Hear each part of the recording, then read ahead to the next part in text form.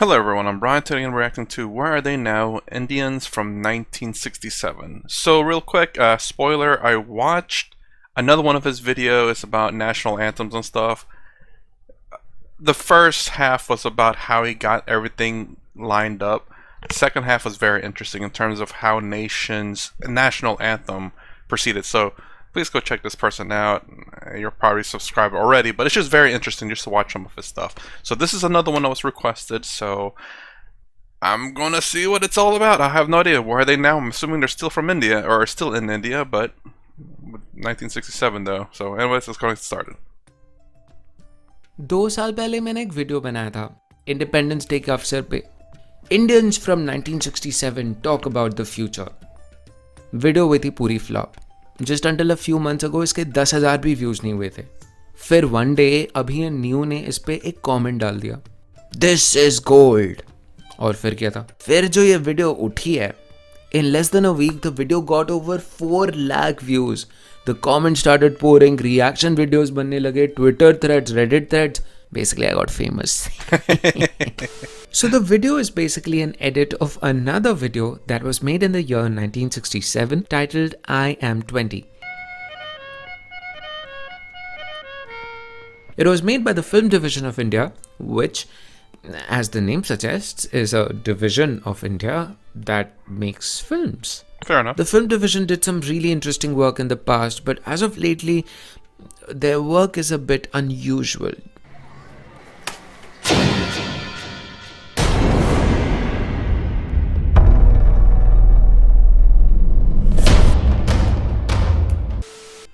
I Am 20 का premise काफी simple है. In the year 1967, 20 years after the British had said tata bye-bye to India, the filmmaker S.N.S. Shastri decided to interview some 20-year-olds who were born in the year 1947. Shastri ji ने उन्हें interview किया about their thoughts, aspirations and goals in life. He asked them about what they feel about India and what they think is the future of India going to look like. मैं almost इस video के सारे details भूल चुका था, so I decided to watch it again along with you guys. What I like about this video is that it has so many layers to it. It has people from all over India, from different regions, from different economies, from different political backgrounds. For example, there is a person who loves India. I'm an Indian and India means everything to me. I'm a part and parcel of India. India is a part of my life. And then there is someone who does not love India. I don't have any love for the country. There are some people who are affluent. I have more money to buy things. And then there are people with limited needs. हम घर में 13 महीने हमारी मजदूरी पूर्ति नहीं है साहब. There are some people who are hopeful about India. I would say our achievement is that we have a hopeful tomorrow. And then some who are not. I don't think there's any future left for us. You know what amuses me the most? It is the idea of the video itself. Such an idea seems to be so wacky, you would expect it to exist in the 21st century. Something that humans of New York would do, or something that a BuzzFeed could create. For something so refreshing to exist in 1967, it just makes it all the more intriguing. Real quick, those exact statements seems to be something throughout entire history. I don't know if we'll ever get over that. No matter what time period you're at, you're always going to have some people that are very hopeful. You have some people who are, you know, it's like, nah, it's not going to go anywhere. And some people that love the country and hate the country. It's just, I guess, a matter of, I guess the percentages of those people will change. Hopefully, it'll never fluctuate too far. The only reason why we're only hearing about this, in a sense now, obviously, not very many people have very many recording devices, but now almost everyone has it, so we can document our everyday lives. This is amazing to have things from the past and to see what life was like and what people's thoughts were back in the day. And again, people's thoughts back in the day, I'm sure, are very much reflective of people's thoughts of today. You have people that hate their country and that love their country. People who have too much money and not enough money. It's just, I guess it's kind of like, I want to say history repeating itself, but that's kind of the way it is. A lot of people don't see it that way though. अगर तुम इस video की edit को भी देखोगे, it's so intelligently made as if Shastri ji तुमसे बात कर रहे हैं, as a time capsule for you to appreciate the past. I later also found out that there was a Russian film released in the year 1962 जिसका नाम was I Am 20. उस film का plot revolved around three friends who wonder about the future and meaning of life and they try to find their place in society. Now, I don't know about you, but I am willing to place a bet that that film somehow must have influenced Shastri ji in naming this film at least. Anyway, so I loved going through all the comments and I resonated with them quite a bit. My favorite one was this, जहाँ पे you said कि ये सारे actors हैं and probably 60s का makeup करके ये बस बात कर रहे हैं. किसी ने ये भी बोला कि अगर तुम इस वीडियो को कलर कर दो तो ये ऐसा लगेगा जैसा कि आज के टाइम में कोई बोल रहा है. That idea just stuck to my mind and I was like मैं तो ये करने वाला हूँ. And so for 6 hours मैंने अपने लैपटॉप का बैंड बजा के एक very powerful AI algorithm run किया and I colorized the whole video and you can find it over here in the link above. I feel the color makes the video even more surreal, as if this is something that was shot just yesterday and these are people you know from your class or from your college. Comments में काफियों ने ये भी पूछा कि भाई इन सब की English इतनी अच्छी कैसे है. I think that is a valid question considering the fact कि 1967 में इंडिया की literacy rate was just around 31%. तो तुम्हारा ये मानना गलत नहीं होगा कि उस टाइम पे people couldn't even read and write, let alone be fluent in English. Well, so how are they so good in English? Shastri ji was not very happy with the first round of interviews that he did in rural India or city streets of India. उनको चाहिए था कुछ smart answers, thoughtful answers. So he went to India's best college. Well, one of the best colleges, IIT Bombay, and he interviewed some of their brightest students there. Therefore, many of these English-speaking boys that you see in this video are from IIT Bombay. Real quick, I hope that he kept all the recordings, even if they weren't necessarily intelligent answers. Hopefully, it's a good answer nonetheless. Now, just again, curiosity what people thought back in the day. Which explains why they might seem a bit more educated than your average Indian. Side note, I come from an IIT as well and I can assure you that this is not common for a lot of IITians today to speak with this fluency. By the way, I also feel personally that the English used in this video is much closer to British English, while the Indian English that we use today is much close to American English, which is why the language here might seem a bit more formal, articulate and fluent compared to today's standards. Hey, are you saying our American English is not formal and articulate and all fancy words like that? Oh my gosh. Well, but that's a topic for another video. Anyway, काफी सारा build-up हो गया, अब मुद्दे पे आते हैं. The very reason this video was made was to answer a burning question that all of you asked. कहाँ हैं ये सारे लोग? What happened to them? कौन इंडिया में है? कौन चला गया? इनके नाम क्या है? ओके बाबा, calm down, बैठ जाओ, बता रहा हूँ. So ये फिल्म में कभी कोई credits mention नहीं हुए थे, so we don't have access to their names directly. But I have some good news for you. काफी जासूसी और तहकीकात के बाद I have found out the names of 7 people from this video. I had to use a lot of Sam, Dam, Dand, Bhed. Actually not, I just had to Google and send some emails. But ठीक है, बहुत बकर हो गया. चलो शुरू करते हैं. The name of this charming young lady is Naina Puranik. She is the only person from an urban city जो कि हिंदी में बात करती है, English में नहीं. She talks about how eve teasing is on the rise. लेकिन ना आजकल के लड़के क्या करते हैं, बस आते हैं, धक्का देते हैं और भी कुछ करते हैं और भी बड़ी बुरी मिस्चिफ करते हैं. In another scene, she is asked if she'll choose her own husband. कौन सिलेक्ट करेगा? ओह देखिए, अगर मुझे अच्छा लगा, दिख पड़ा, अच्छा पढ़ा लिखा है, नेचर अच्छा है, तो मैं भी कर सकूंगी. अगर मुझे भी कुछ उसके लिए फीलिंग्स हो गए तो. Compare this response to that of the girl who spoke just before her. शादी हो गई? हो गई सर. कब हुई? 12 साल हो गया. वक्त तुम्हारी उम्र क्या थी? 8 साल. कितनी बड़ी थी? इतनी बड़ी थी सर. कोई बात याद है शादी की? नहीं है साहब, अच्छा खाने मिला था, मिठाई, अच्छा कपड़ा मिले थे. Notice करो कि how Naina ji was representative of the free urban girl of the 1960s India. A lot of you in the comments were also simping for her. Oh, she has big eyes, she can be an actress, wah. I mean, I don't blame you. She was also asked if she dreams of being a possible film star. And Naina ji says, देखिए, heroine बनना तो मैं अच्छा समझती हूँ, नहीं ऐसा नहीं, लेकिन मेरे लिए वो बात नहीं है, मैं नहीं बन सकूँगी. Naina ji today lives in Jabalpur and according to an article by The Mint, नैना जी ने अपने फैमिली को पूरे 50 साल तक इस वीडियो के बारे में नहीं बताया था. When she saw a photo of herself from this video, she said, जब मैं पिक्चर को देखी तो मैं जोर से चिल्लाई और अपने पति को बोली कि ये तो मैं हूँ. मैं तब काफी छोटी थी, मेरे ग्रेजुएशन के तुरंत बाद ही मेरी शादी हो गई थी और मैं. So I'm gonna pause it because I have to read this. When I saw this picture, I very loud. I told my husband, "It's me only." Says, I was so young then after my graduation. I immediately got married, and somehow I got so involved in my married life and my children that it just slipped away from my mind that I was in this. Oh, okay. Also, I want to speak on the I guess it was the poor lady. It's very sad, but I hope that we see her. You know what happened. Hopefully, she's in this video. Where are they now? Because I'm curious. I'm hoping that she had a good life. अपने शादीशुदा जीवन और अपने बच्चों में इतनी ज्यादा व्यस्त हो गई कि ये फिल्म मेरे माइंड से निकल गया। नैना जी का जन्म 20 अगस्त 1947 को हुआ था। जिस टाइम पे ये वीडियो शूट हो रहा था तब वो SNDT विमेंस यूनिवर्सिटी मुंबई में पढ़ रही थी। उनकी मदर उस वीडियो में आने से रिलक्टेंट थी, so the film maker invited both of them to Film City in Goregaon where this scene was shot. She got married to Wing Commander Arvind Vasudko Rao Puranik and she has 3 children with him. जब नैना जी को पूछा गया कि कैसा लगा उनको अपने 20 साल के वर्जन को देखकर, तो वो बोली, मैं तो विश्वास ही नहीं कर पाई कि ये I'm going to pause again so I can read. I couldn't believe this girl is me, she says. Where is 20? Where is 71? She speaks about marrying early, spending the next few decades raising her 3 children, and how age was now taking a toll. She admits that the career outside her home was something that eluded her. My mother never gave me the chance to take up a job, she says. I was never encouraged. This remains a regret. Well, I mean,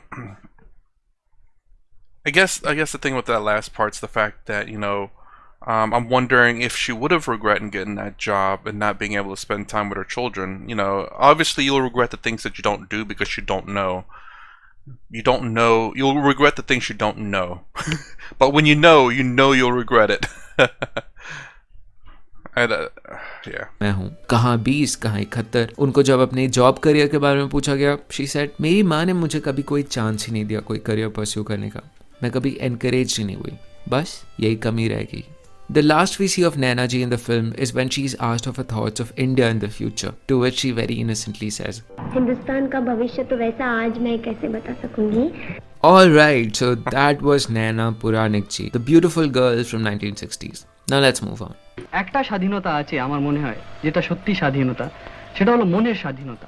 अगर उस time में मैं student होता ना IIT Bombay में, तो ये बंदा मेरा बेस्ट फ्रेंड होता, क्योंकि हम दोनों ऐसे एब्स्ट्रैक्ट और फिलोसफिकल बातों में बहुत कनेक्ट करते हैं।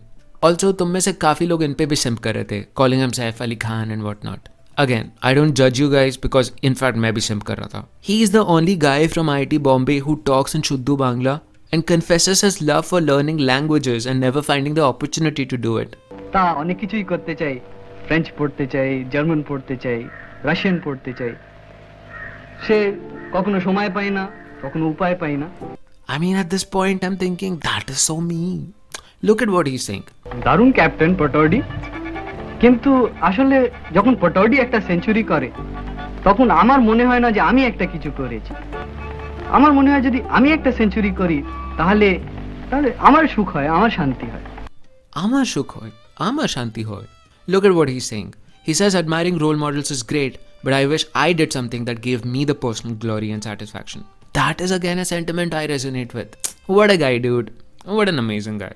So his name is Anubroto Kumar Roy, affectionately called as Dunu Roy. After he graduated from IIT, he went to work in rural development, spending 17 years in a single district in central India, where he helped villagers plan their lives and solve basic problems.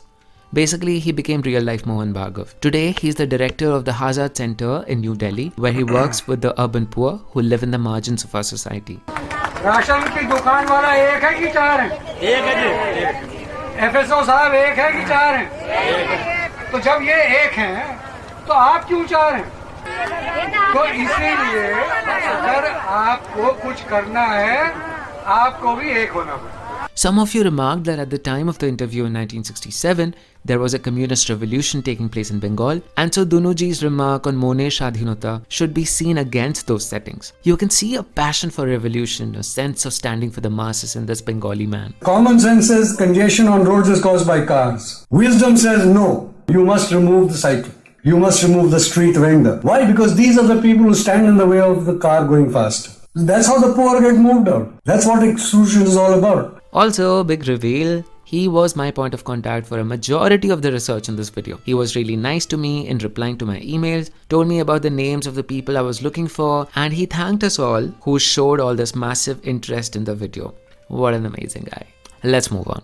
दोनों जी ने मुझे कुछ ऐसे facts भी बताए that I wouldn't have been able to find out on my own. For example, the person who appears in the film for a few seconds in the beginning is Ashutosh Haldipur. He does not speak in the video, but he was a classmate of Dunuji's. The only trace I could find about him online was his LinkedIn profile, and according to this profile, he moved to the States soon after he graduated in 1969 to pursue a master's in materials engineering. He now lives in Buda, Texas, and he seems to have retired in 2002 as a process engineer in Motorola.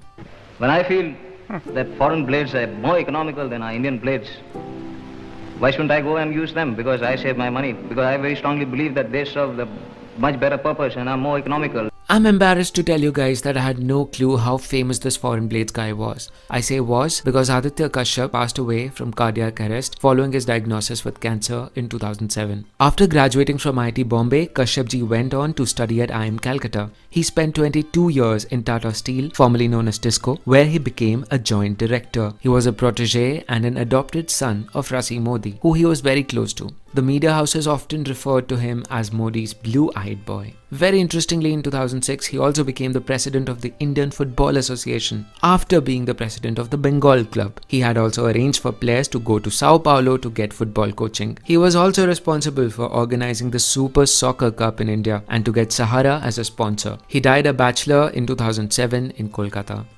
Progress. Of course we made progress. The sort of progress you show us in your documentary films. But after all, a child would grow, even if it didn't have the sufficient nourishment.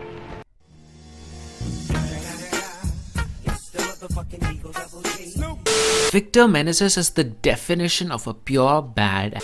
He drops truth bombs like there ain't no tomorrow. अगर ये बंदा मेरा classmate होता ना तो मेरी इससे बहुत फटती. Because I see in his eyes a kind of energy that just intimidates me. He says कि इनको IAS बनना है. For some people, security is a warm blanket. For me, security is a government job. I would like to join the IAS. और इनको एक AC room में बैठना है. I would like to sit in a comfortable chair, in an air-conditioned room, sign a couple of files here and there, write my comments in the margin, drink cups of coffee, attend meeting, and just sort of be a cog in the machine. What I did not include in the edit was कि इन्हें अपने boss की बेटी से भी शादी करनी है for some reason. I will join government service. I must join government service.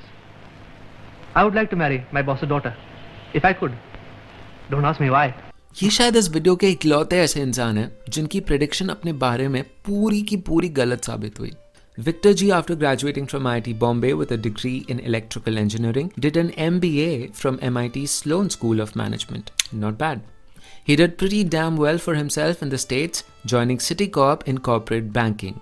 In 95, he rose to the position of Chief Financial Officer and he retired from Citigroup as a Senior Vice Chairman. Alright, get ready for his resume. Currently, Victor Meneses chairs the advisory board for Citi India, is a senior advisor for the New Silk Road, chairs the American India Foundation, is a vice chairman of the Asia Society, is also the vice chairman of New York Catholic Charities, chairs the executive committee of the Eisenhower Fellowships, is a board member of ETS, the same organization that conducts TOEFL and GRE, is a board member of the MIT Corporation, and a board member of IIT Bombay, Indian School of Business, MIT Sloan, and INSEAD. Oh. Okay. Does this dude ever sleep? Is he a robot? Oh my god. Yeah. He also donated $3 million to IIT Bombay to have a convention center named after him, known as the Victor Meneses Convention Center VMCC. It was inaugurated by Mr. Kapil Sibal in the year 2011. I've said it before, and it bears repeating. All of us were privileged to join IIT for a priceless education, which we got basically for free. And if you think of the context of the times when we were here, India had a lot less money then than it is today, and the claims on government funds were pretty significant. So to create these islands of excellence in a sea of chaos and poverty was really a very far-sighted and brave move on the part of Pandit Nehru, the Education Ministry, and the faculties of IIT. I think the 20-year-old Victor would be a lot more proud of what he has attained in all these years than if he went on to just become another IAS officer. I was going to say, I think he'd been very proud for to become, as opposed to just becoming another cog in the wheel. I just throw shade at the whole UPSC? You bet I did. Okay, Ashish, get hold of yourself. Enough of the victim menaces energy. Ooh, calm down. Also, just in case you're wondering, he did not marry his boss's daughter. He married a Miss India, who also happened to be the second Indian to be crowned Miss Asia Pacific in 1973, Tara Ann Fonseca. When Victor G was asked about India, he said the reputation of Indians, of Indian products in Indian universities has gone through the roof. You can't go into any company in the world today without seeing Indians in senior management. He thinks India has done very well, but the world is changing and we must keep pace with it. He says that we as a nation have to invest a lot more in education and we should get the help from wherever we can. Today it only... Sorry, I'm going to rewind that real quick. It's very true what he said. Let me do it. Oh, I'm doing the vowel, that's why. It's very true what he said, but this speaks back to what a lot of people have said in some of the other videos that I reacted to, which is the fact that yes, there is a lot of people, a lot of Indian people that are in the higher management in the United States. But the problem that some of these people said, which I don't necessarily disagree with, but at the same time, you know, I'm not going to tell them what they can and cannot do, is the fact that a lot of people are leaving India to come to the United States because this is where all the money is at and whatnot. But again, there's the hope that I've heard that many are also staying now and raising up these corporations and stuff in India, which will overall hopefully raise up everyone in India. So, of course, it's always a trade here and there where people will come over here and some people will stay, and that's the balance. I hope, obviously, that not everyone should be leaving their country, and hopefully everyone can stay and help their country in whatever way they can. And perhaps sometimes it is this way where they have to go to another country to make money and then ship it back home. It's very much my birth country is like that, where we're a pretty big exporter of people to work in other countries because our country does not have a lot of jobs. But our country is developing, and I think some people are in fact staying there now. I mean, it took a long time, but have to invest a lot more in education, and we should get the help from wherever we can. Today it only means that the man has freedom to starve, to go naked, to die of hunger, and to go uneducated. These biting remarks are by Shailesh Gandhi, who was a student of civil engineering in IIT Bombay. Shailesh ji seems critical of the then 1967 India. He complains about the inequality that he sees in Gujarat. I'd been to a village in Saurashtra some 3 years back, and I saw a very happy life. I saw that there was an ST bus coming to that village, there were roads, there was a Gram Panchayat radio, there was a windmill in that village. It was all very good. Then a year later I went to an Adivasi area in Gujarat again, and I saw that the people had not even heard of a plane or a train, and I felt that this was not progress. IIT से graduate करने के बाद 1980 में शैलेश जी ने clear plastics limited नाम का एक company setup किया। वो कहते हैं कि उनका एम था लोगों को रोजगार मुहैया करवाना। उनको उनके किसी प्रोफेसर ने एक एलुमनाई फंक्शन में पूछा था, तब तो समाज और देश को लेके काफी सिनिकल थे तुम, अब क्या सोचते हो? Give me 4 answers. I mean, he's a bit harsh of a critical. You know, progress doesn't happen overnight, and there's the ever famous saying that I don't know if it's famous everywhere, but Rome wasn't built in a day. It takes time, and something actually Guru said in the last video that I reacted to, where you know you have to implement systems slowly, because if you take them down, what system do you have to replace it with? And essentially, it's the same principle where things progress slowly. Well, not really, but things progress slowly, especially the way with social mobility, but also even the expansion of just anything in general. You know, India is a very big country, so is America, and to get government benefits everywhere in the country is very difficult. When your country is small and tiny, it is so much easier to do that. But when you're talking about a massive landmass, it's going to be very difficult. It's going to take time. But it's good to say, you know, there are places in our country that don't have the benefits, don't have the, you know, social mobility or whatever, and we need to try to fix something about it. That is very fair criticism. He seems a little bit harsh, but not wrong.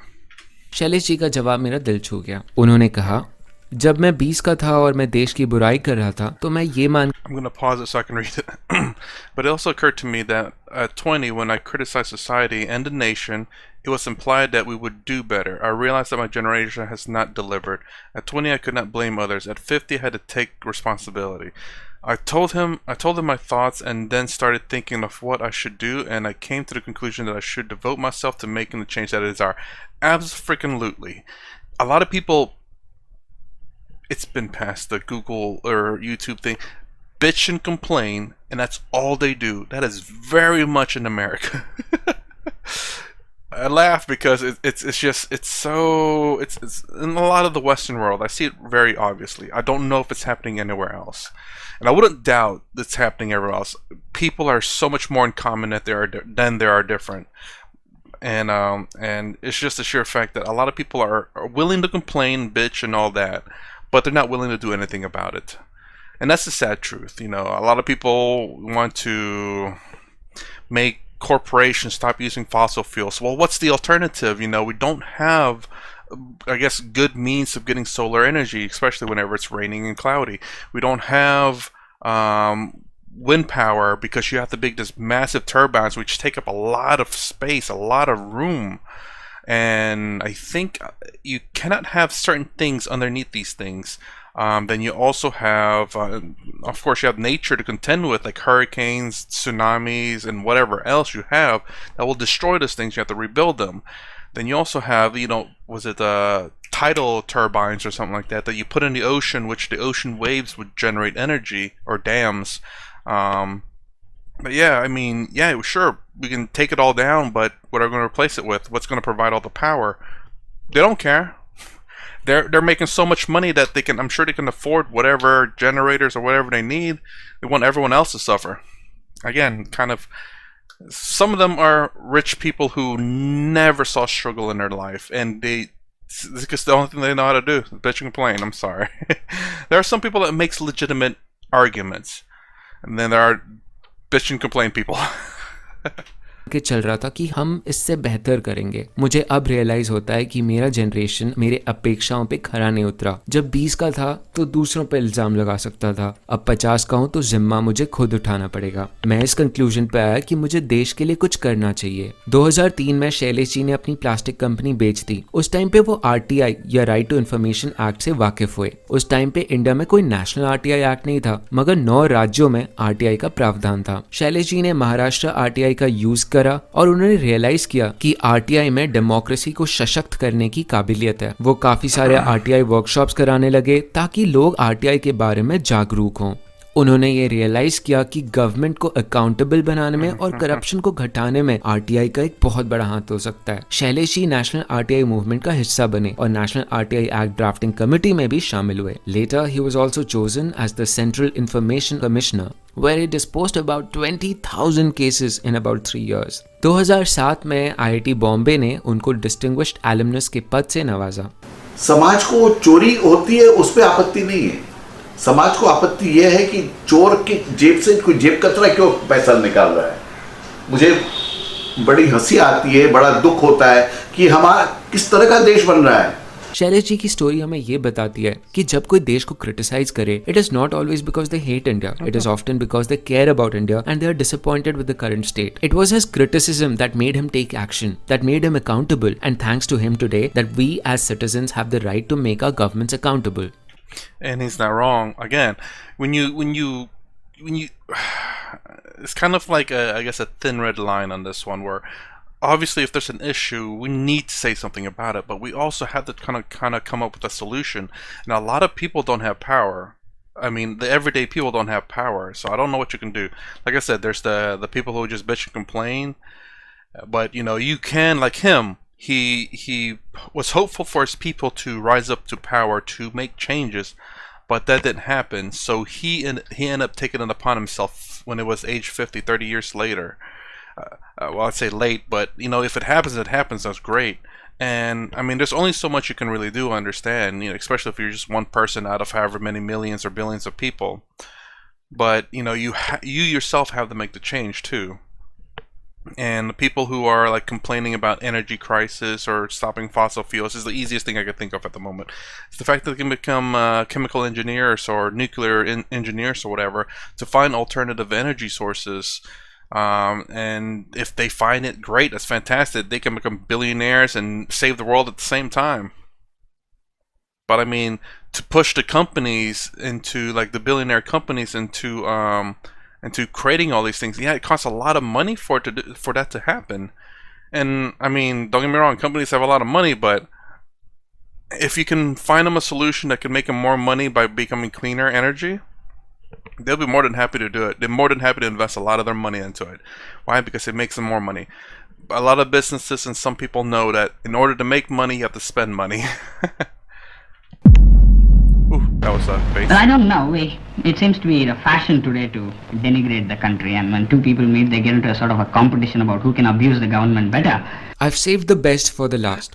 This guy was the main reason you asked me to make this video. In many ways, this guy is the soul of this video. With the wisest words, the most intelligent comments, he talks about a desire to explore this country in all its glory and shades. One thing I would like to do very much is to go through this country, top to bottom. Take a little bit of money and a pad and paper, a tape recorder and a camera, and I'd like to go through this country, walking at a very leisurely pace. He's the only one who talks about India with such a high-spirited optimism. Well, let me put it this way. I would say our achievement is that we have a hopeful tomorrow. Our failure is that our today is very precarious. But if a country can industrialize itself so well in 15 years, I'm sure that we can lick the problem of agriculture also in the next 15 years. And he leaves us with a message that is reassuring, making us proud of the big experiment that is India. If all the people in this country who didn't fancy the prospects in it were allowed to quit, I think I'll stay. Because it's something big. It's a huge experiment. And I would like to be part of it. And also point to note, he's the only speaker in this video who was given the privilege of an introduction. Well, my full name reads T.N. Subramaniam. T stands for Tinnavelli, that's the name of my village.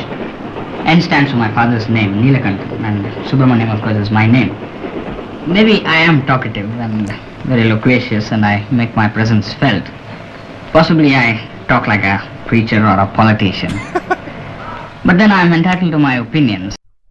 But maybe all of you will be disappointed to know that T.N. Subramanian, despite the excitement, decided not to be a part of this experiment. Soon after graduating from IIT Bombay, he left for Massachusetts to pursue his graduate degree and later a PhD at the Brandeis University. He later became a professor of mathematics at the Oakland University in Michigan. He joined Route 1 as a technology architect, a software company that helps with car loans. I don't know if he would be excited about India today, but he's certainly excited about the summation of rational functions by extended Gosper algorithm, or maybe reduction formulas if you're into that. Saman Subramanian, the journalist who wrote an extensive article on him on The Economist, tried contacting him many times. He tried to find about his whereabouts, but he learned that he had suffered a stroke and would not be able to respond. Today we do not know about his current state. But from Dunuji, I found out in the emails that the last he had heard, TN was diagnosed with cancer. कहानी का moral क्या है? कहानी का कोई moral है भी क्या? मुझे नहीं पता. मुझे ऐसा लगा जैसे TN ने मुझे धोखा दे दिया. I felt betrayed that he did not participate in that great experiment that he was so passionate about. Did he really mean when he said he wanted to take a pen and paper and go through all this country? इतनी मीठी मीठी बातें, क्या वो सारा एक performance था? Was that all a lip service just for an interview? It made me so embarrassed for feeling so emotional and proud of him. It made me even more embarrassed because I had snubbed at people who did not share the same excitement as him. यार 2 घंटों के लिए मीठी मीठी बातें करना ये तो आसान काम है. पता है मुश्किल क्या है?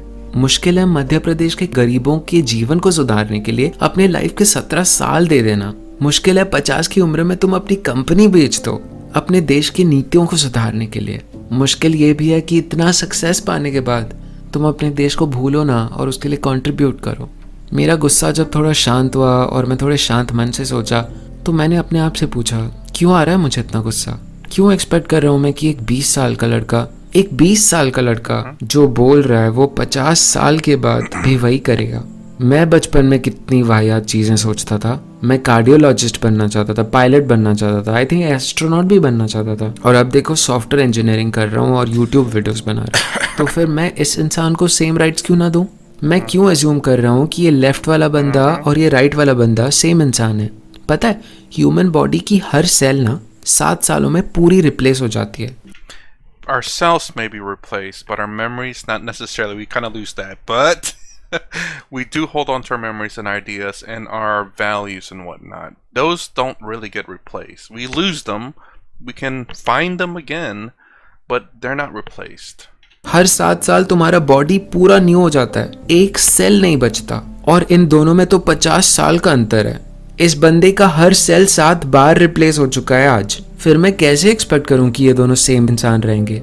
अगर तुम 20 साल के टीएन से इंस्पायर्ड होते हो तो तुम्हें शर्म करने की कोई जरूरत नहीं है। क्या पता उनकी कोई मजबूरी रही हो यूएस जाने में। मे बी मैथ से इनको इतना प्यार हो गया कि मैथ ही हो गई सब कुछ इनके लिए जीवन में।